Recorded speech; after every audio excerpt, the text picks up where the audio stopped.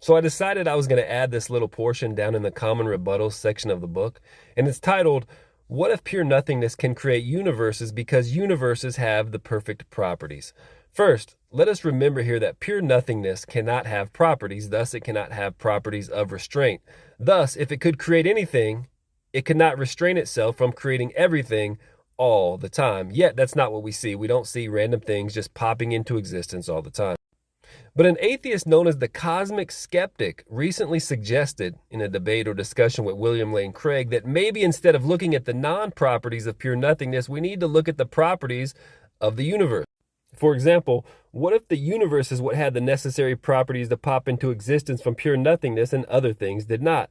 The problem with this view, and I'm surprised William Lane Craig didn't notice it or bring it up, is that it presupposes before the universe popped into existence, the properties of the universe already had to exist somewhere, and then pure nothingness selected for it.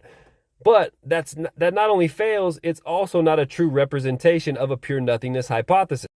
And we see here, number one, pure nothingness cannot select for certain properties and not others. So a person cannot suggest that the properties of the universe were ideal for pure nothingness to grasp onto, but the properties of, let's say, root beer or bicycles, for example, somehow were not.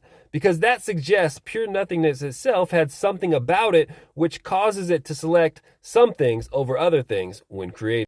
And number two, down at the bottom we see, and also more importantly, in a pure nothingness scenario, there cannot be anything. No space, time, matter, laws, constants, properties, etc. As pure nothingness is defined and represents literal non-being. So suggesting universe properties existed somewhere and then were selected for by pure nothingness is not an accurate representation of a pure nothingness hypothesis.